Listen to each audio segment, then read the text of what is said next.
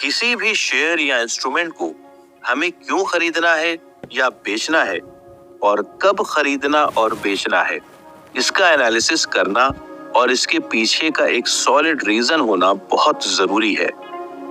अगर आप रैंडमली कुछ भी खरीदना या बेचना शुरू कर देंगे तो शायद बहुत कम समय में ही हमारा सारा पैसा खत्म हो जाएगा। अब ये एनालिसिस, जैसे कि पिछले पार्ट्स में हम डिस्कस कर चुके हैं, दो तरह की हो सकती है, फंडामेंटल एनालिसिस या फिर टेक्निकल एनालिसिस। इस पार्ट में टेक्निकल एनालिसिस को डिस्कस करेंगे और समझेंगे कि टेक्निकल एनालिसिस कहते किसे हैं और इसको किस तरह से किया जा सकता है। अगर आपको ये पता लगे कि एक लड़का है जिसने एक फ्लाइंग इंस्टीट्यूट, यानी जहां एरोप्लेन उड़ाने की ट्रेनिंग मिलती है, वहां एडमिशन लिया है और वो पहले ही दिन प्लेन के अंदर बैठ गया और उसको उड़ाने की कोशिश करने लगा, तो आप यही कहेंगे कि ऐसे थोड़े होता है। पहले उसे एरोडायनेमिक्स के बारे में बताया जाएगा, यानी एक प्लेन कैसे उड़ता है, प्रिंसिपल्स ऑफ फ्लाइट, यानी किस सिद्धांत के तहत उड़ा जा सकता है, और भी बहुत से टॉपिक्स जैसे कि navigation, flight planning, weather principles, aeroplane instruments वगैरह वगैरह की जानकारी दी जाएगी। फिर कहीं बाद में जाके धीरे धीरे प्लेन हैंडल करना सिखाया जाएगा। उसी तरह ट्रेडिंग या इन्वेस्टमेंट्स के लिए भी डायरेक्टली पैसा लगा के ट्रेडिंग या इन्वेस्टमेंट से पहले हमें बेसिक्स ऑफ मार्केट की जानकारी, ट्रेडिंग इंस्ट्रूमेंट्स की जानकारी, या फिर आखिर ट्रेड होता क्या है, ये सब सीखना बहुत जरूरी है। किसी भी ट्रेड के कंप्लीट होने की सबसे पहली शर्त है कि एक बेचने वाला हो जिसे सेलर कहते हैं और एक खरीदने वाला हो जिसे बायर कहते हैं, और फिर ये दोनों एक म्यूचुअली डिसाइडेड प्राइस पे, आपसी सहमति के एक प्राइस पे किसी चीज को खरीदेंगे और बेचेंगे, तो उस ट्रांजैक्शन को हम एक ट्रेड कहते हैं। सपोज आपके पास एक पेन है जिसे आप बेचना चाहते हैं, मगर कोई खरीदने को तैयार नहीं है, तो आप पेन कैसे बेचेंगे, यानी ट्रेड होगा ही नहीं। उसी तरह आप एक पेन खरीदना चाहते हैं बट कोई बेचने को रेडी नहीं है, तो आखिर आप वो पेन खरीदेंगे कैसे। मिस्टर ए अपना पेन 10 रुपए पे बेचना चाहते हैं और आप 9 रुपए पे खरीदना चाहते हैं, तो ट्रेड कैसे होगा? नहीं होगा। ट्रेड कंप्लीट होने के लिए बायर और सेलर दोनों को किसी एक प्राइस पे राजी होना जरूरी है। अब मिस्टर ए 9.5 रुपए पे पेन बेचने को रेडी हो गए और मैं भी उस प्राइस पर रेडी हो गया और ट्रेड एग्जीक्यूट हो गया। इसी तरह से बायर और सेलर का रेशियो जब बराबर रहता है तो प्राइस भी स्टेबल रहता है। इस रेशियो में अगर थोड़ा भी रेशियो कम या ज्यादा हुआ तो प्राइस में फ्लक्चुएशन हो सकता है और प्राइस कम या ज्यादा हो जाएगा। बायर डिमांड को रिप्रेजेंट करते हैं और सेलर्स सप्लाई को रिप्रेजेंट करते हैं। अगर मैंने कोई चीज खरीदी है और मैं उसे आगे बेचना चाहता हूं, तो मुझे इस बात का ध्यान रखना पड़ेगा कि मैंने जितने प्राइस पे उस चीज को खरीदा है, अगर उससे ज्यादा के भाव पे उसको नहीं बेचता तो मेरा नुकसान होगा, यानी सेलिंग प्राइस मेरे बाइंग प्राइस से ज्यादा होना चाहिए, तभी मुझे प्रॉफिट होगा। और अगर मेरा सेलिंग प्राइस मेरे बाइंग प्राइस से कम है तो मुझे नुकसान होगा।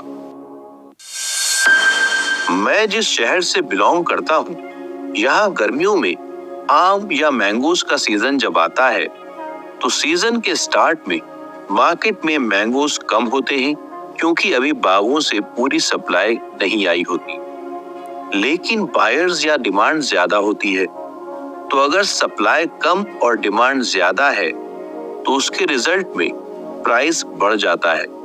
इसलिए सीजन के शुरू में मैंगोज 200 रुपीज केजी या उससे ज्यादा पे भी बिकता है।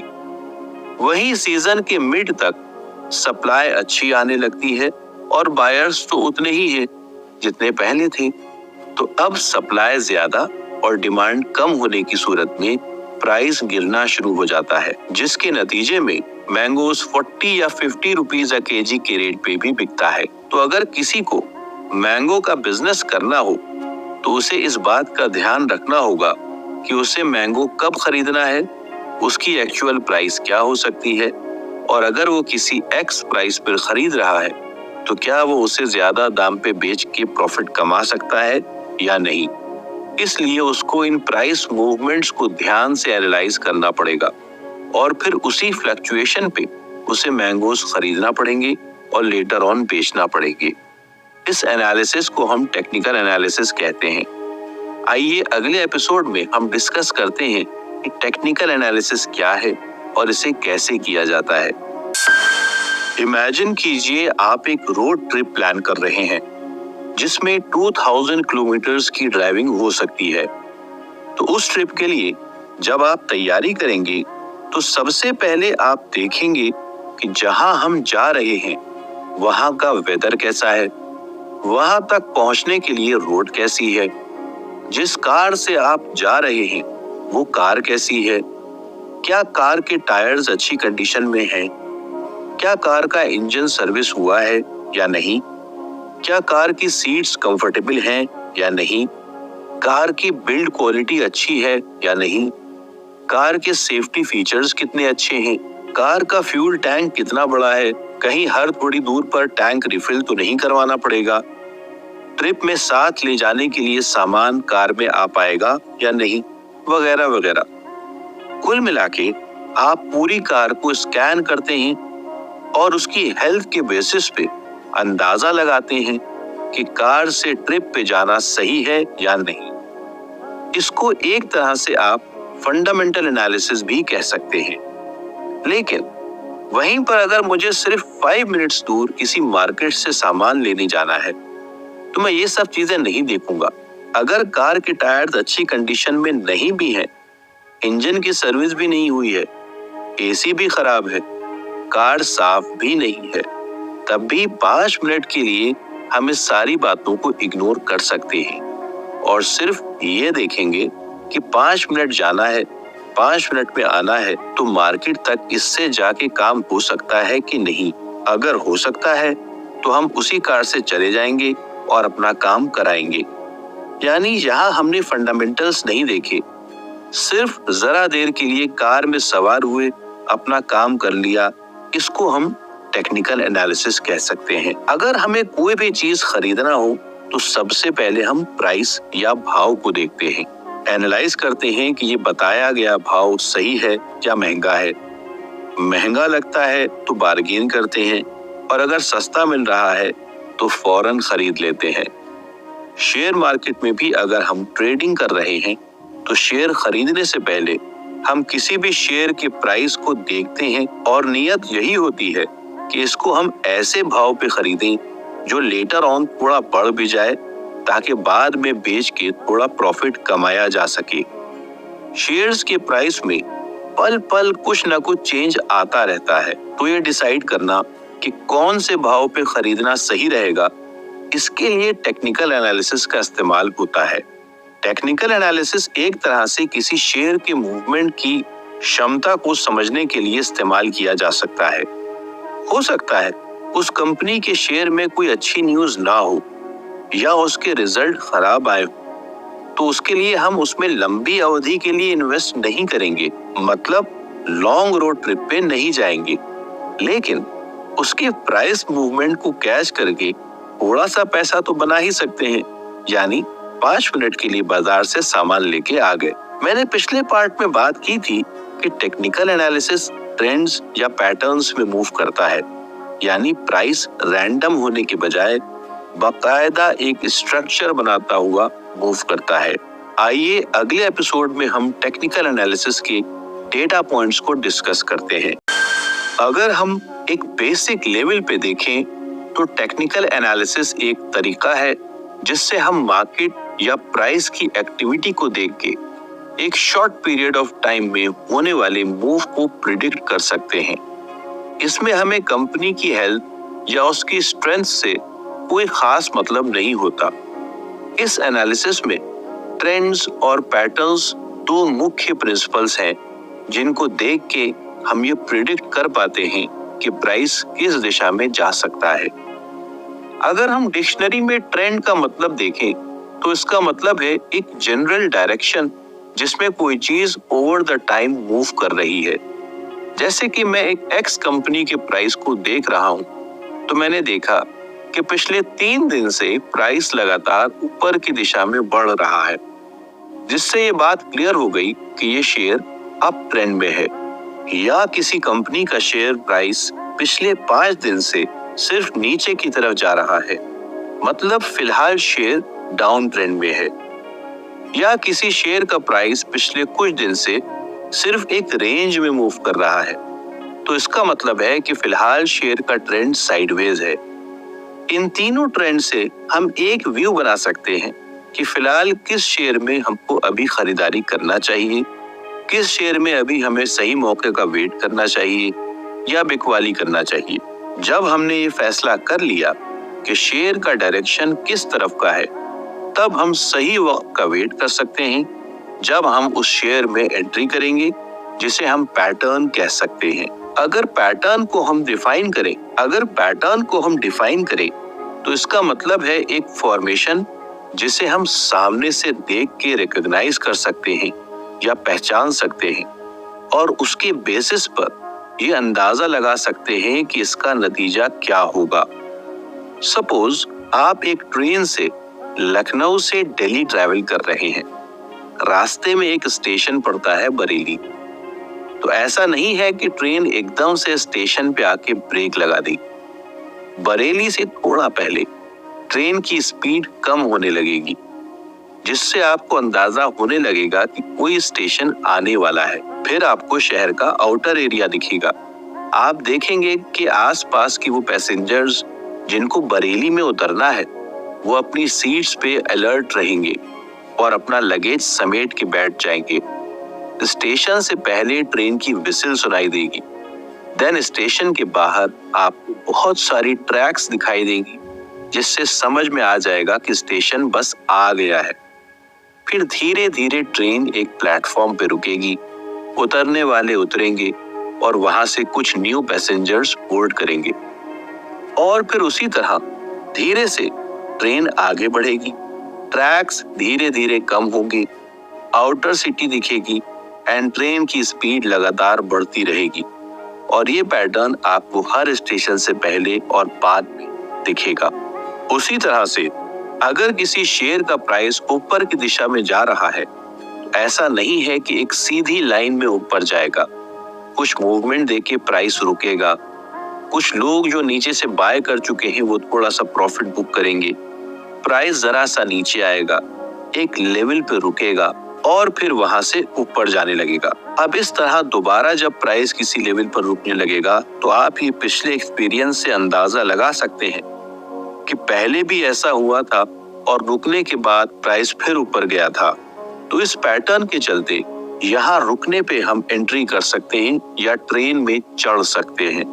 अब पैटर्न या डेटा बहुत अलग अलग तरह के हो सकते हैं, जैसे प्राइस पैटर्न्स।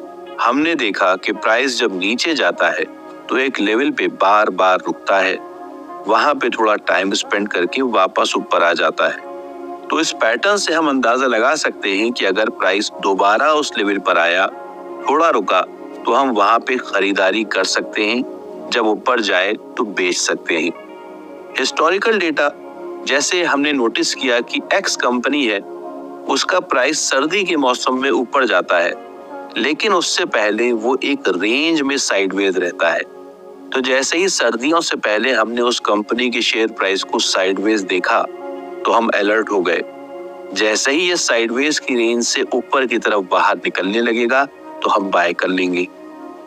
इसी तरह से और भी बहुत से तरीके या पैटर्न्स हो सकते हैं, जिनसे हम ये अंदाजा लगा सकते हैं कि पिछली बार की तरह इस पैटर्न बनने पे प्राइस ने किस तरह का मूव दिया था, इस बार क्या मूव हो सकता है। जरूरी नहीं है कि आपको इस सब के बारे में पता हो। इनमें से किसी भी स्ट्रैटेजी को सीखा जा सकता है। सिर्फ जब उस स्ट्रैटेजी के हिसाब से कोई पैटर्न दिखे तो हमको ट्रेड लेना चाहिए, वरना कोई एंट्री नहीं करना चाहिए। आगे आने वाले पार्ट्स में हम कुछ स्ट्रेटजीज और कॉन्सेप्ट्स को और डीपली समझेंगे, जिनसे आपको टेक्निकल एनालिसिस की थोड़ी और गहरी जानकारी मिलेगी। आप सुन रहे हैं कुकू बाइट्स का original show stock market simplified with Ahmed Ali Khan on Kuku FM. Kuku FM, सुने जो मन चाहे। अगर मैं आपसे 2+2 का आंसर पूछूं, तो आप क्या रिप्लाई करेंगे? मुझे पूरा यकीन है आप 4 कहेंगे। अब अगर हम और आप ट्रैवल कर रहे हो और तब मैं आपसे 2+2 का आंसर पूछूं, आप तब भी 4 ही कहेंगे।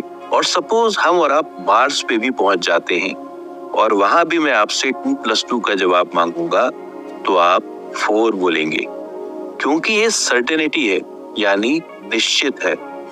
लेकिन वहीं अगर बादल घिरे हो, बिजली भी कड़क रही हो और मैं तब आपसे पूछूं कि क्या बारिश होगी, तो आप ये कह सकते हैं कि मौसम का पैटर्न एनालाइज करके भारी आशंका या हाई प्रोबेबिलिटी तो है कि बारिश होना चाहिए, लेकिन ये सिर्फ प्रोबेबिलिटी है, संभावना है। जरूरी नहीं है कि बारिश हो ही जाए। इसी तरह से टेक्निकल एनालिसिस में हम संभावनाओं पे काम करते हैं, प्रोबेबिलिटीज पे काम करते हैं। टेक्निकल एनालिसिस में कोई सर्टेनिटी नहीं होती कि प्राइस ऊपर ही जाएगा या नीचे ही जाएगा। ये एक बहुत इंपॉर्टेंट बात है जो आपको स्टॉक मार्केट में पहले ही समझ जाना चाहिए कि हर तरह के एनालिसिस में, चाहे वो फंडामेंटल हो या टेक्निकल एनालिसिस हो, एक लिमिटेशन है। हम उन्हीं लिमिटेशंस के दायरे में रह के एक फोकस्ड और डिसिप्लिन माइंड से मार्केट में ट्रेड्स या इन्वेस्टमेंट्स कर सकते हैं। किसी शेयर का प्राइस एक लेवल पे है जहां से पिछली बार शेयर प्राइस काफी नीचे चला गया था, तो इस बार भी प्राइस उसी लेवल से नीचे जाए, ये एक भारी संभावना हो सकती है, लेकिन सर्टेनिटी नहीं हो सकती। ऐसा भी हो सकता है कि प्राइस उस लेवल पर रुके और फिर ऊपर चला जाए, यानी प्राइस ने हमारी संभावनाओं के विपरीत मूव किया, जो कि बिल्कुल पॉसिबल है और यहाँ किसी को नुकसान हो सकता है। उसी तरह ऐसा बिल्कुल मुमकिन है कि 2 लोगों को एक डेटा या इंफॉर्मेशन दी जाए और दोनों उस इंफॉर्मेशन की बिल्कुल अलग नजरिए से इंटरप्रेट करें या अलग नजरिए से उस काम की व्याख्या करें। सपोज एक टेबल पे एक आधा भरा ग्लास रखा है, लेकिन हो सकता है किसी इंसान को वो आधा ग्लास भरा हुआ समझ आए और किसी को आधा ग्लास खाली समझ आए। यानी यहाँ पे समझने वाली बात यह है कि इंफॉर्मेशन सेम थी, लेकिन उसकी व्याख्या 2 अलग अलग इंसानों ने अलग अलग करी है। टेक्निकल एनालिसिस की लिमिटेशंस में से एक मैंने ऊपर आपसे डिस्कस की है। एक और चैलेंज या लिमिटेशन जिससे आपका सामना हो सकता है, वो है कि अगर मार्केट एक कंटिन्यूअस अप ट्रेंड या डाउन ट्रेंड में है, वहां तो आप आसानी से प्रीवियस मूव को समझ के नेक्स्ट मूव एनालाइज कर सकते हैं। बट अगर शेयर का प्राइस एक रेंज में मूव कर रहा है, तो वहां आप उसका नेक्स्ट मूव तब तक प्रेडिक्ट या एनालाइज नहीं कर सकते जब तक वो शेयर का प्राइस अपनी रेंज के बाहर क्लियर ब्रेकआउट ना दे दे। इसका मतलब ये नहीं है कि टेक्निकल एनालिसिस किसी काम का नहीं है, ये बहुत काम की स्किल है। और अगर हम संभावनाओं को या प्रोबेबिलिटीज को सही से एनालाइज कर पाएं और अपने रिस्क को कंट्रोल कर पाएं, तो लॉन्ग रन में काफी अच्छा प्रॉफिट बना सकते हैं। आप सुन रहे हैं कुकू बाइट्स का original show stock market simplified with Ahmed Ali Khan on Kuku FM. Kuku FM, सुने जो मन चाहे।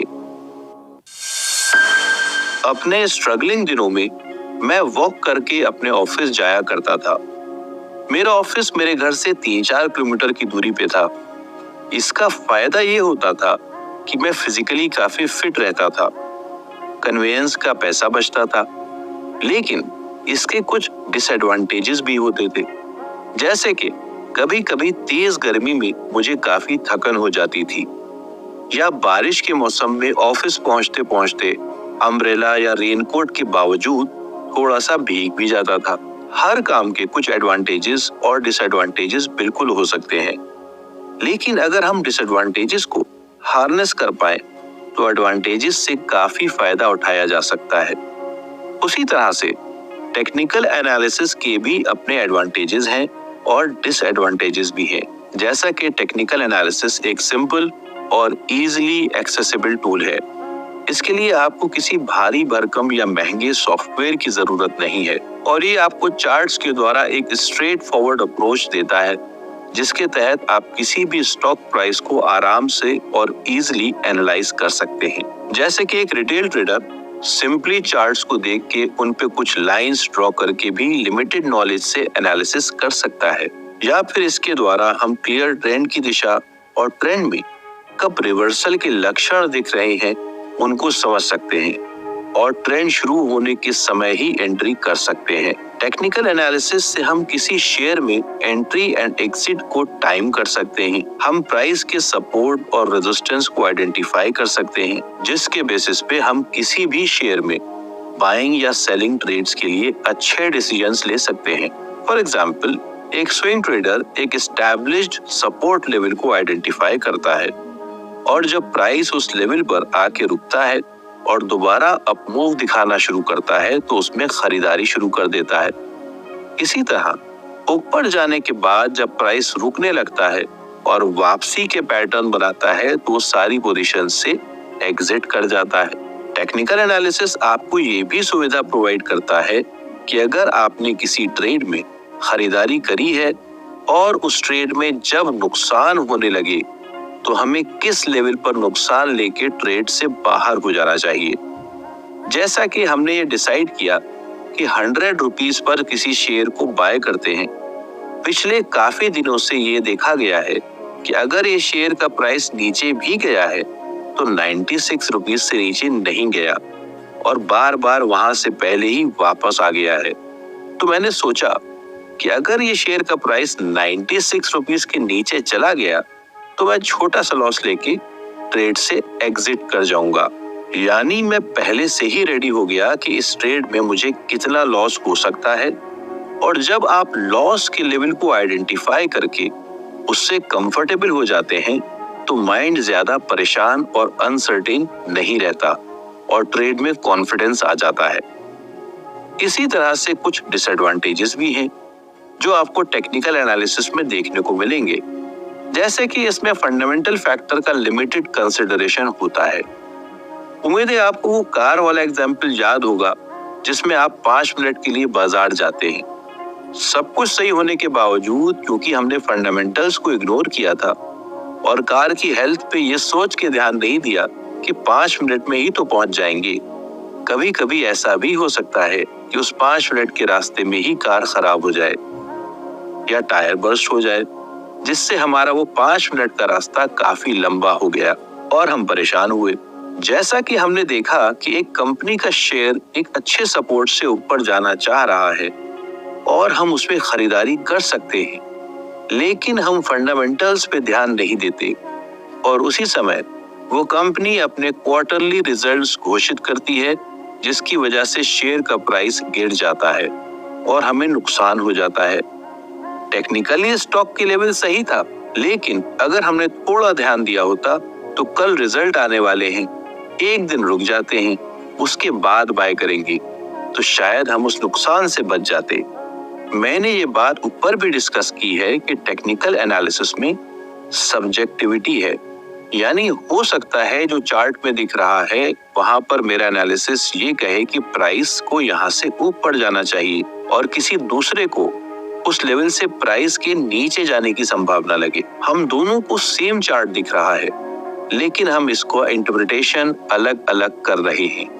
नतीजे में प्राइस हतमन किसी एक दिशा में ही जाएगा और हम दोनों में से कोई एक गलत साबित होगा। टेक्निकल एनालिसिस हिस्टोरिकल डेटा या प्रीवियस प्राइस मूवमेंट की बेसिस पे किया जाता है, तो पहले जैसा हो चुका है उसके बेसिस पे हम अंदाजा लगाते हैं कि आगे क्या रिजल्ट आ सकता है।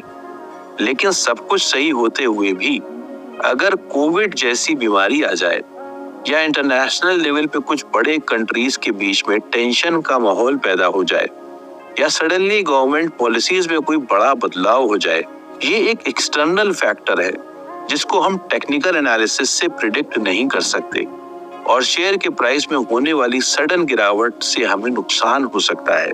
एक और ध्यान देने वाली बात यह है कि टेक्निकल एनालिसिस को ज्यादातर हम शॉर्ट टर्म नजरिए के लिए यूज करते हैं, जिससे हमें फायदा तो होता है, बट इसके बीच हम बिग पिक्चर मिस कर देते हैं। फॉर एग्जाम्पल, कोविड के टाइम पे मेरे एक दोस्त ने एक ऑटोमोबाइल कंपनी का शेयर 62 रुपीस पे खरीदा था।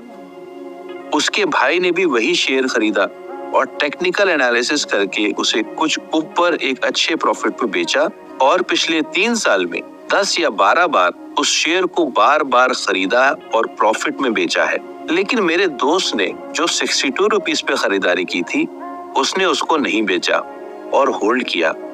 आज पिछले 3 साल में उसका शेयर 800 रुपीस के आसपास ट्रेड कर रहा है।